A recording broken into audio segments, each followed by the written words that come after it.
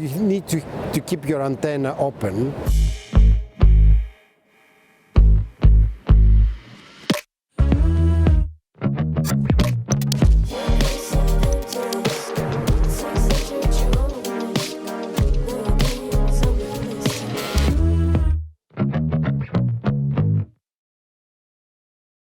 Hello and welcome back to myArbitration. We're still here in Edinburgh, Scotland, where the ICCA Congress is taking place.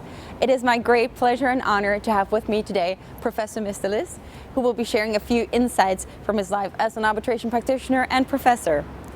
Hello, Professor Mistelis. Hello, very good to meet you. Thank you for having me. Good to see you. So, how have you enjoyed the first 2 days of the conference? It's been very good. It's been quite hectic. It's been quite hectic. It's strange to go back to in-person events and have an event with 1,300 people. So, how has the pandemic impacted your academic life? You teach also, as well as you act as an arbitrator. Have you been doing a lot more online, and do you think that the virtual teaching is just as effective as the in-person teaching? Well, teaching hasn't really stopped at all. I mean, Queen Mary was well placed because we had an online program since 2002, so we had the capacity to deliver classes online. I think the problem was not the online classes, but when we moved to hybrid. Yes. Because I think you have half the class in front of you and half the class at their bedrooms, and trying to engage everyone at the same level is not as simple. So I found online teaching perhaps easier than hybrid, but we're going to keep an element of hybrid. And of course, the other thing which is interesting about arbitration is that because I act as an arbitrator, obviously I have to be much more careful about the comments I make in class, because the classes are being recorded, so everything I say can be used against me. I didn't think of that yet. Well, that's a real issue, especially in some type of cases, especially investment arbitration more than Exactly. So how is the balance? How much do you sit as arbitrator and how much do you teach? So I have a 50% academic contract, which means I do I do teach 3 courses. Yeah. And I sit about 50% of my time as an arbitrator. Okay, 50-50. 50-50, yes. And which do you enjoy more, or is it the balance that makes it? Is the balance. I think the teaching means that I interact with a lot of young people who are fresh and have a lot of ideas. But shouldn't the practice also be about interacting with young people? That's a good point. I think that's mostly a matter for law firms, and as you know, in every case, especially if you work with a bigger firm, there are layers of people who work. Yeah. I think the nice thing about the pandemic is that you had more people involved in hearings because the travel was eliminated. So instead of having 3 people going to hearing, you had 8 people or 10 people attending, and that meant that paralegals, junior associates were joining. I've always been in favor of sort of encouraging young people, to empowering young people. There's of course an element of the teaching, and I remember when I started teaching 25 years ago, the arbitration market was much smaller.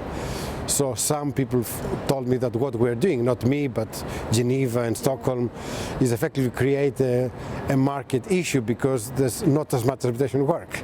Right. And that's true, but we foster arbitration culture. So in the last 25 years, we saw Brazil growing as a market considerably. We saw India growing as a market considerably. So I think the teaching has had a good impact on arbitration.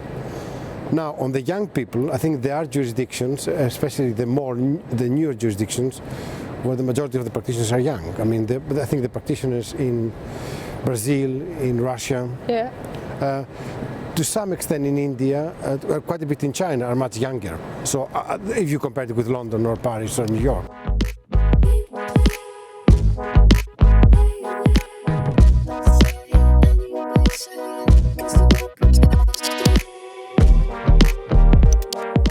Have you seen diversity evolve in the arbitration community? Obviously, you are making a distinction between the arbitration hubs that historically have been dominated by male practitioners, and then the newer emerging arbitration supermarkets, where there is enough room also for young people to set their foot in the arbitration community. Is there any trend that you have noticed? I think diversity is very important, because I think the importance of diversity is ultimately legitimacy. Yeah. And I know that arbitration institutions look at diversity very much from the perspective of gender, But what I'm thinking in terms of diversity legitimacy is you cannot have a dispute between two African parties and have three white male arbitrators. So, or you have a dispute about Chinese parties and not have a single Chinese arbitrator. I think it's critical to engage local people. That enhances the legitimacy of the process.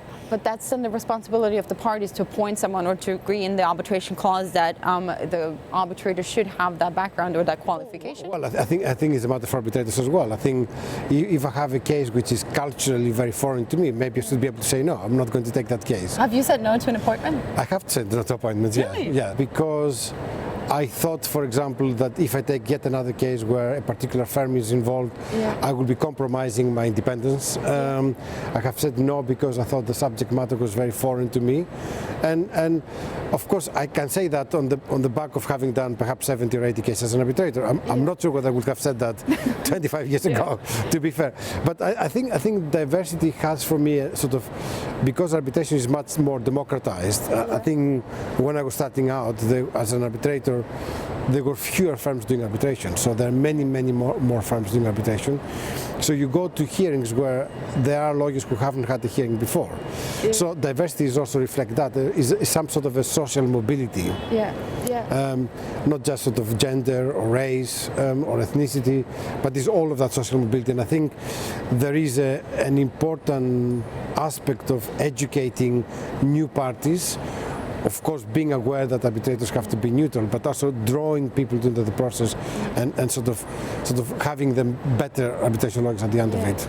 I think thanks to the popularity of arbitration, the growing popularity of arbitration, and professors like you who managed to excite a whole new generation of practitioners, I think the quality of the practitioners is also, it's a very competitive field, and the quality of the practitioners is rising. I see a lot of applicants for associate positions that have done a lot more than I've done in my time before I started to actually practice as arbitration counsel. Do you see that in your teaching, that the people, that there's more interest in arbitration related classes, and that the quality is just steadily growing? Of course, Queen Mary only has a graduate program. And Queen Mary started teaching arbitration in 1983, so it's nearly 40 years. Now so many places teach arbitration, so we only teach still master's programs. So I think that the focus becomes more on specialist subjects. So we have, for example, a basic arbitration program for somebody who's not done anything before. But you have students who have practiced in their home jurisdictions for 2 or 3 years. We have people who've done the vis moot or other moots, so have a bit of understanding of how the whole process works, and therefore they demand more, and we have to offer more. So we have to offer partly the academic sort of understanding of the subject, but we have to also offer some sort of a practical immersion without being practical, because we're still an academic institution. So the quality is very good, and I think the competition is very fierce, and I think there's a problem there because young people are by nature impatient. And I think that one of the strongest sort of assets to have as a young practitioner in arbitration is patience and a bit of luck. Really, that was my next question. What is your advice to someone who wants to get their foot into the door and practice arbitration? You see a lot of young, talented people. I have to disappoint people every year that saying we have more arbitration students than their arbitration jobs. So I think patience is one, but actually arbitration requires a sort of a cultural immersion. It's a subject, I mean, you know it from your own practice, that you interact with people. We're not tax lawyers, we don't deal with paper, we deal with people. So interpersonal skills, sort of keeping up to date. I mean, there's so many things going in arbitration. There's a lot of soft law developing constantly. So you need to keep on the top of the material, as well as sort of creating a network. And I think that the ability to create a network is quite important. I mean, people used to call it mafia. I think it's too big to be a mafia. It's a community, but engaging in the community actively, not just attending to events. I mean, you take an initiative with your arbitration, but that's sort of effectively giving platform to people understanding better the subject matter. So you need to keep your antenna open and just wait for the right moment. So one more question I wanted to ask. I saw you were just at an arbitration event in Sarajevo. Can you share a little bit about the Bosnia and the Balkans as an emerging market? Yes, I was delighted to be invited. I understand that it was the first ICCA event in Sarajevo, and it's a wonderful place. It's a melting pot of cultures. You walk through the main street and you go through synagogues, mosques, Orthodox churches, Catholic churches, and a very enthusiastic group of attendees. I think it was an event with nearly 100 people. The younger community was very keen to learn more about arbitration, quite experienced, have done moods, have done studies, and also there's a reasonably good sort of senior arbitration community, but the future was very, very bright, and that was very exciting to be there. Oh, well, thank you for sharing that, and thank you for sharing your wisdom with us today. Let's head back to the conference now.